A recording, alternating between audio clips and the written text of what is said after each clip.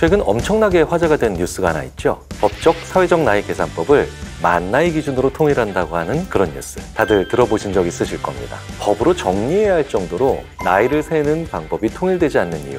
대체 뭘까요? 분명한 건 그만큼 우리가 나이에 관심이 많다는 거죠. 새로운 사람을 만나면 정말 많이 물어보는 한국인들의 국룰 질문이 있다는 거예요. 나이가 어떻게 되세요?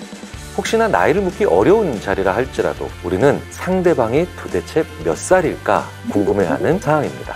그건 저도 마찬가지고요. 도대체 왜 우리는 이렇게 다른 사람의 나이가 궁금한 걸까요? 나이가 너무너무 중요한 대한민국의 시민. 대체 왜 그런 건지 지금부터 읽어드리겠습니다. 안녕하세요. 인지심리학자 김경일입니다. 저 역시 누군가를 만나면 그렇게 나이를 궁금해하더라고요. 처음에 미국에 유학 갔을 때 제 지도 교수님의 나이도 궁금했습니다. 외국인한테 나이를 이렇게 직접적으로 물어보는 건 신뢰라는 건 알고 있어서 질문을 이렇게 계속해서 했어요. 몇 년도에 대학을 다니셨나요? 몇 년도에 학위를 받으셨어요? 바로 이런 질문을 통해서 유추해보려고 했던 거예요. 그랬더니 제 지도 교수님이 막 웃으면서 경일, 나 1966년생이야. 이미 한국인은 제가 자신의 나이를 궁금해한다는 걸 알고 있었다는 거죠. 자기가 대학 다닐 때부터 친한 한국 친구들이 꼭 나이를 물어봤었대요. 물론 저의 지도교수뿐만 아니라 이제는 많은 외국 분들이 알고 있습니다. 대다수의 한국 사람들은 상대방의 나이를 궁금해하고 나이에 민감하다는 거. 꽤 많은 외국인들 사이에서도 이젠 잘 알려진 사실이라는 거죠. 대체 왜 한국 사람들에게는 이렇게 나이가 중요한 걸까요? 가장 큰 이유는 우리가 상대방의 나이에 따라서 내가 해야 되는 언어가 달라지기 때문이겠죠. 우리가 어떤 사람을 처음 만났을 때 가장 빨리 파악해야 하는 게 뭘까요? 내가 이 사람을 어떻게 대해야 하는가, 바로 이거겠죠. 아무리 다른 걸 잘 맞추고 친절하게 해줘도 그 상대방의 나이에 맞지 않는 언어를 내가 쓴다면 결국 나는 무례해지는 셈이 되니까요. 자, 그러면 대체 우리 언어는, 즉 우리 말은 왜 그렇게 나뉘어 있을까요? 여러 가지 학설들이 존재하지만 심리학자인, 특히 인지심리학자인 제가 생각하는 바로는 기본적으로 서열을 정리해야 되는 것이 굉장히 중요한 문화이기 때문이라고 저는 봅니다. 이건 단순히 힘이나 권력의 서열을 의미하는 건 아닙니다. 그것보다도 훨씬 더 복잡하고 미묘한 서열. 우리 한국은 상대적으로 좁은 문화입니다. 좁은 문화니까 저 사람과 나 사이에 어떤 관계성이 성립되는지 알려면 나이가 중요하죠. 내가 저 사람을 힘으로 이겨도 나이에서는 역전될 수 있거든요. 다른 것들이 다 동등하다고 생각했을 때 매기는 서열이 바로 나이라는 겁니다. 생각해보세요.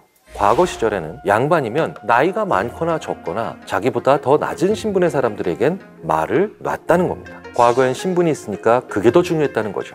그런데 신분은 사라지고 나니 우리나라와 같이 좁고 긴밀한 관계가 이어지는 그런 문화, 그리고 그런 상황에서는 이제 서열을 나이로 나누는 것이 가장 보편적인 방법으로 사용되기 시작했다는 겁니다. 언어 때문에 나이를 중요하게 생각하는 거라면 다 존댓말을 쓰면 되는 거 아닌가요? 라고 생각하시는 분들도 계실 겁니다. 우리 언어가 기본적으로 존댓말과 반말로 나뉘니까요. 하지만 이 두 가지가 절대로 다는 아니겠죠. 존댓말의 종류도요, 훨씬 더 미묘하게 세분화되어 있다는 겁니다. 한두 살 많은 사람한테 하는 존댓말, 20살 이상 나이 차이가 많이 나는, 거의 부모님 뻘 되는 그런 어른한테 하는 존댓말, 심지어는 동갑인 걸 서로 알고 있지만 완전한 친밀감이 형성되기 전에 하는 그런 또 존댓말까지. 정말 존댓말의 미묘한 차이, 그리고 종류들은 이루 헤아릴 수 없죠. 이건 말고도 정말 많이 세분화되어 있습니다. 그러니까 결국은 상대방에게 예의를 지키는 말을 제대로 하기 위해서는 그 사람의 나이를 알고 거기에 맞게 미세하게 적절한 존댓말을 하는 것이 필요하다고 우리가 생각한다는 거죠.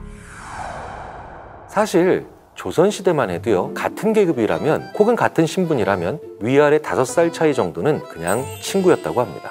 조선시대까지 갈 필요도 없습니다. 철학자로 유명하신 김영석 교수님과 그리고 시인 윤동주 선생님은 친구였죠. 그런데 사실 이 두 분은 무려 3살의 차이가 나는 형과 동생의 나이 차이였습니다. 그런데 어떻게 두 분은 친구가 될 수 있었을까요? 중학교를 같이 다니셨거든요. 따져보면 지금처럼 우리가 한 살 한 살 정확히 나이를 따지는 문화가 만들어진 지 100년도 채 안 됐다는 거예요. 그렇게 변한 이유는 뭘까요? 우선 인구가 지금보다 훨씬 적었습니다.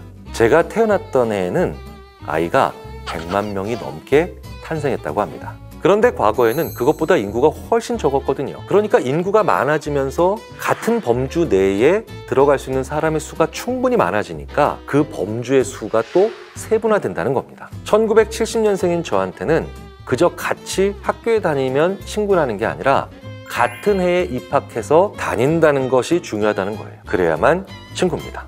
그럼 이렇게 생각하는 분들도 계실 겁니다. 인구가 점점 줄어드니까 예전처럼 몇 살 터울까지 다 같이 친구가 되는 문화로 바뀔까요?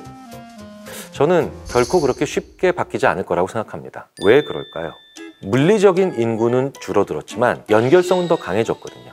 제가 초등학교를 다닐 때만 해도 제가 사는 동네, 나와 같은 초등학교 다니는 같은 학년 아이들만 친구였습니다. 서울의 어느 동, 어느 동네까지만 내가 친구를 만들어내는 가능한 영역이었다는 거예요. 그런데 지금 우리 아이들은 완전히 다르죠. 서울에 살면서도 다른 지역, 심지어 외국에 있는 아이들과도 친구가 될 수 있거든요. 물리적 인구의 수 자체는 줄었지만 심리적 연결성은 더 높아졌기 때문에 그러다 보니 그 안에서 변별력을 찾기 위해서 결국 같은 나이만 친구다라는 게 형성이 되고 오히려 더 좁고 구체적인 기준들이 사용될 수 있다는 겁니다. 그래서 최소한 한국에서 앞으로도 같은 나이가 친구다라고 하는 이 문화는 그리고 이런 경향성은 쉽게 약해지지 않을 것 같습니다. 물론 예외가 있을 수는 있습니다. 하지만 그 예외는 보통 성인이 돼서 이루어지죠. 그런데 우리는 대부분 같은 나이에 고등학교까지 같이 졸업하잖아요. 그 관계가 무너지기는 더욱더 힘들다는 겁니다. 나이를 중요시하고 궁금해하는 우리에게는 정말로 큰 장점이 하나 있죠. 사람과 사람 사이, 나와 타인의 관계를 훨씬 더 미묘하게 볼 수 있는 능력을 가지게 된다는 겁니다. 실제로 나이를 중요하게 생각한다는 건 미묘하게 다른 점을 인정하고 그리고 파악할 수 있다는 그런 능력을 기르는 데 유리해지거든요. 그리고 이렇게 미묘하게 다르다는 걸 알아차리면 미묘한 무언가를 할 때 더욱 유리하겠죠. 그게 뭘까요? 바로 미묘한 협상. 심리학의 대가 애리조나 대학의 로버트 치알디니가 한국 사람들은 정말 놀라운 사람들이다 라고 자신의 책에서 밝힌 적도 있죠. 아프가니스탄의 탈레반이 한국인을 납치했던 그런 사건이 있었습니다. 그런데 치알디니는 이렇게 얘기하죠.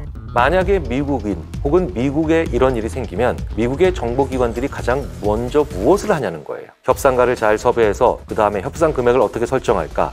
어떻게 인지를 인계받을까? 혹은 그것이 불가능하면 뒤에선 어떻게 대테러 부대들을 동원해 정밀 타격을 할까? 주로 이런 걸 생각하죠. 그런데 한국은 달랐다는 겁니다. 치알디니는 바로 어떤 점에 놀랐을까요? 한국의 정보기관에서 협상을 시작하기 전에 제일 먼저 했던 것이 바로 납치한 자들이 쓰는 그 부족인 파슈툰족의 언어를 가장 잘할 수 있는 사람을 한국의 정보기관은 찾기 시작했다는 겁니다.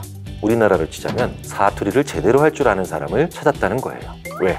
그 사람을 통역으로 이용해서 협상을 조금 더 수월하게 진행하려고 한 겁니다.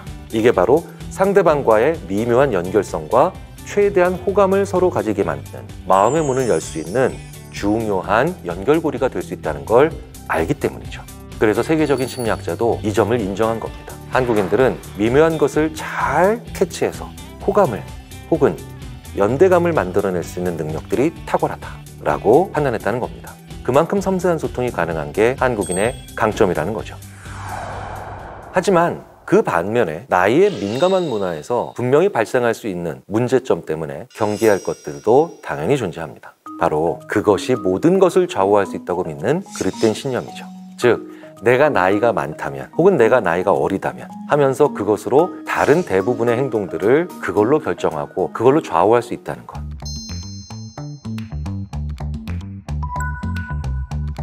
내가 나이가 더 많으니 우리는 순간적으로 내 맘대로 해도 된다. 심지어 부부싸움을 할 때도요, 배우자에게 너 몇 살이야? 라고 물어본다는 거예요.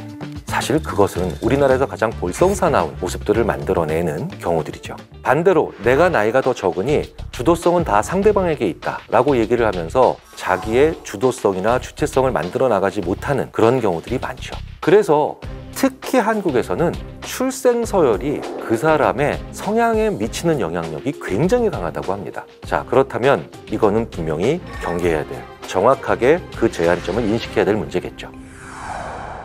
자, 이렇게 우리가 나이를 중요하게 생각하지만 나이보다 더 중요하게 생각해야 되는 것들은 분명 존재합니다. 어떤 것들이 있을까요?